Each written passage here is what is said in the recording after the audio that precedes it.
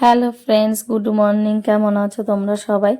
Mom and children ব্লগে তোমাদের সকলকে স্বাগত জানিয়ে আজকের ব্লগটা শুরু করছি। তো দেখো, মেয়েকে স্কুল দিতে গেছিলাম, তখন আসার সময় মাশরুম কিনে নিয়ে এসেছি। তারপর মাশরুমটা এখন ফ্রিজে রেখে দিলাম।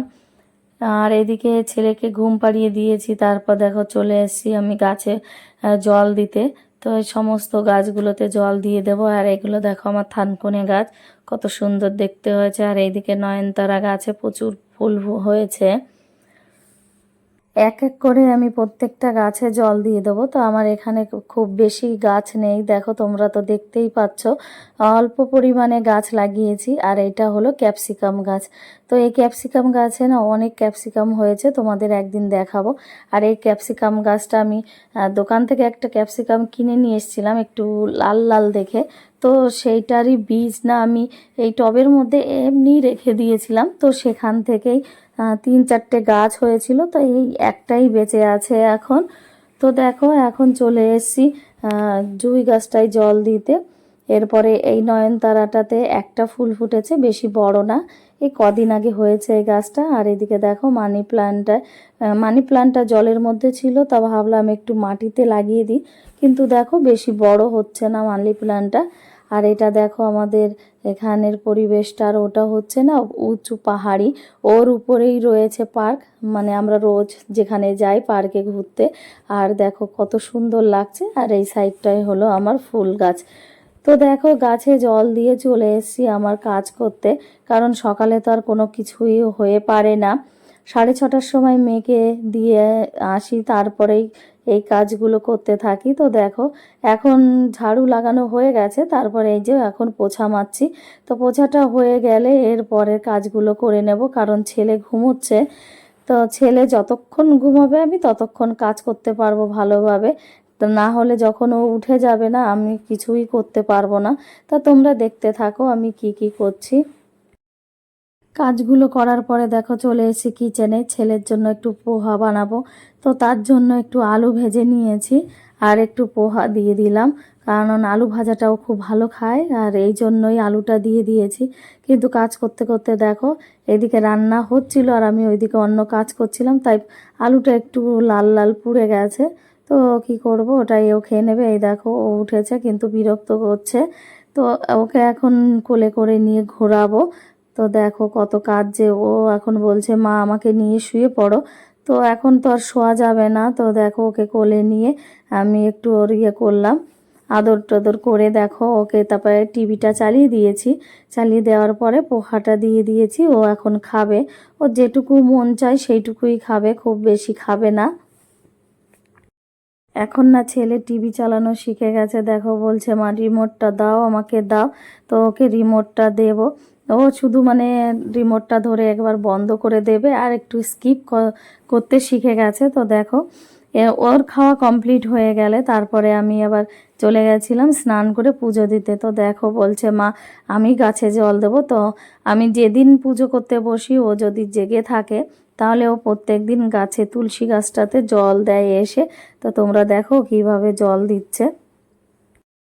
পুজোটা দেওয়ার পরে আমি আরও কিছু কাজ করে নিয়েছিলাম। সংসারে তো আর একটা কাজ থাকে না, প্রচুর কাজ থাকে। তো সেই কাজগুলো একটু করে নিয়েছিলাম। আর দেখো এদিকে আমার ছেলে জুতো পরছে, একাই জুতো পরছে। ও অনেক দিন আগের থেকেই জুতো পরা শিখে গেছে। আর দেখো একটা ছাতা নিয়েছে। তো এখন যাচ্ছি ওর দিদিকে আনতে, 12টা বাজতে গেল। তো এখনই ওর দিদি চলে আসবে। তো সেই জন্যই আমার ছেলে রেডি হচ্ছে একা একা, দেখো কত সুন্দর। ছেলে তো রেডি হয়ে গেল, এবার আমি বেরোবো। দেখো দরজাটা এখন বন্ধ করে দিয়ে তো আমরা দুইজনা যাব এখন আনতে। আর রোদ্দুর উঠেছে ভীষণ, তো সেই জন্যই ছাতাটা নিয়ে যাওয়া। আমি একটা ছাতা নেব, আর আমার ছেলে দেখো একটা ছাতা নিয়েছে। তো ওর ছাতা ওই ব্যবহার করে সব সময়, অন্য কারো ছাতা নেয় না। দেখো ও নিজেই ওর ছাতাটা এখন খুলে নেবে, খুলে নিয়ে তারপর এখন যাব আমরা।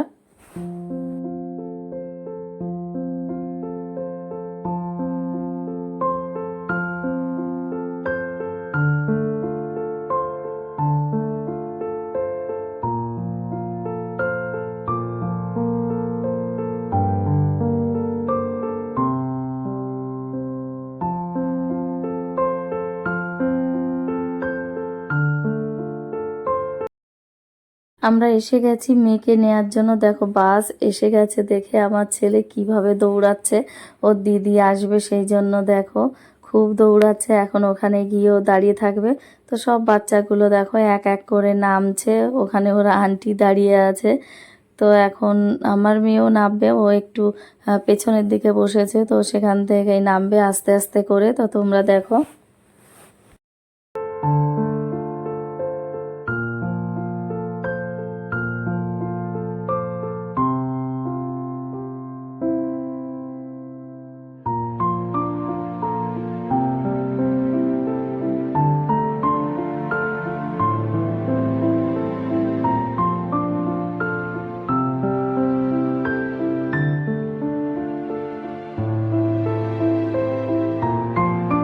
মেয়ে বাস থেকে নেমে পড়েছে দেখো। এবার ছেলে আর মেয়েকে নিয়ে যাব ফল কিনতে, কারণ এখানে ওর একটা আন্টি দাঁড়িয়ে ছিল। তো তখন সে বলছিল যে ফল এসেছে, তো দেখো ফল নিতে চলে এসেছি।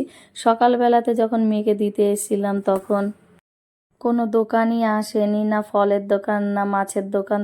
তো তার জন্য আমি 2 ঘন্টা বসেছিলাম ওখানে জানো, কিন্তু পাইনি। লাস্ট পর্যন্ত ঘরে চলে গেছিলাম। তো দেখো এখন চলে এসেছি নেওয়ার জন্য। ডাব নেব, আম নেব, আর নেব হচ্ছে 1 ডজন কলা।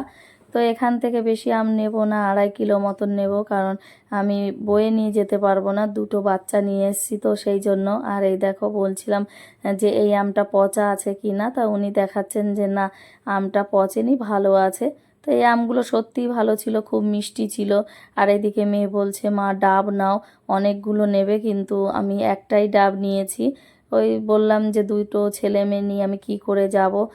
তো রোডের ওপর দেখো সাইড দিয়ে প্রচুর গাড়ি যাচ্ছে, তো ভয়ে আমি একটাই ডাব নিয়েছি। তো দেখো আমগুলো আমি মেয়ের ব্যাগের মধ্যে নিয়েছি, আর মেয়ে 1 ডজন কলাটা হাতে নিয়েছে, আর ডাবটাও নিয়েছে। দেখো মেয়ে বলছে মা আমি নিয়ে যাচ্ছি, কারণ আমাদের প্রত্যেকের হাতে একটা করে ছাতা আছে, ব্যাগ আছে, তো নিয়ে যাওয়াটা খুবই কষ্ট। তো ছেলেও নিয়েছিল কিন্তু ও নিতে পারেনি, ওর দিদিকে দিয়ে দিয়েছে। দিদিও লাস্ট পর্যন্ত ডাবটা নিতে পারেনি, কারণ অনেকটা ভার হয় তো সেই জন্য। তো দেখো আমরা চলে এসেছি ঘরে। এসে এখন আমার মেয়ে আমগুলো বের করে দিচ্ছে এক এক করে ব্যাগ থেকে। এদিকে আমার ছেলে কি করছে দেখো, এখানে ছুরিটা দেখতে পেয়েছে, তো ছুরিটা নিয়েই চলে গেছে দেখো ডাবটা কাটার জন্য, কারণ ও এখন ডাবের জলটা খাবে। 2 ভাই বোন ডাবটা খেতে খুব পছন্দ করে, ডাবের জল মালাই যেগুলো হয় ওইগুলো খাওয়ার জন্য খুব পছন্দ করে। দেখো মেয়ের দিকে কলাটা বের করে দেখাচ্ছে যে কি কলা এনেছি। তো কলাটা বেশি মোটা ছিল না আর বড়ও ছিল না, তো লাস্টে গেছিলাম তো এই জন্য বেশি ভালো পাইনি। তো এদিকে দেখো আমার ছেলে কাটায় ব্যস্ত, তা কাটতে পারলো না, ও দিদিকে দিল। ও দিদিও একটু ট্রাই করছে, কিন্তু ও কি আর পারে কাটতে। ওদের 2 ভাই বোনের এই একটা ডাব দেখে মনটা খারাপ হয়ে গেল, কারণ ওরা খুব পছন্দ করে খেতে ডাবের জল ডাবের মালাই। তো দেখো মেয়ে তো খুব চেষ্টা করছে কিন্তু পারলো না, লাস্টে আমিও কেটে দিয়েছি। তো এখন ছেলে স্ট্র লাগিয়ে কিভাবে খাচ্ছে দেখো খাওয়ার স্টাইলটা। তো এভাবে আর জলটা বেরোচ্ছে না, কারণ স্ট্রটা খুবই পাতলা একদম সরু, তো ওখান থেকে জলটা যাচ্ছে না, ভেঙে যাচ্ছে স্ট্রটা। তো দেখো জলটা বের করে গ্লাসে দিয়েছিলাম, 2 ভাই বোন খেয়েছে।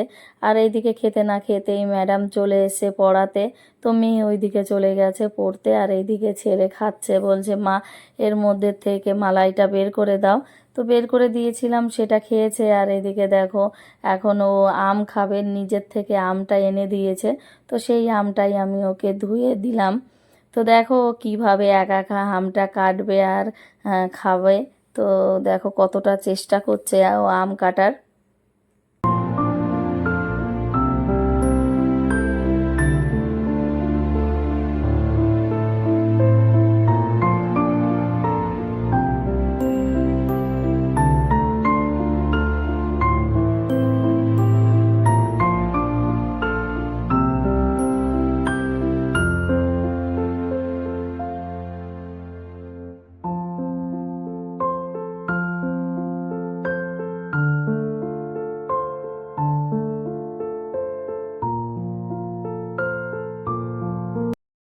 তো দেখো প্রচুর চেষ্টা করলো কিন্তু পারলো না আমার ছেলে, ওইটুকুই ঝুলতে পেরেছে। এখন আমাকে দিয়ে দিচ্ছে, বলছে মা আমটা কেটে দাও তো আমি খাবো।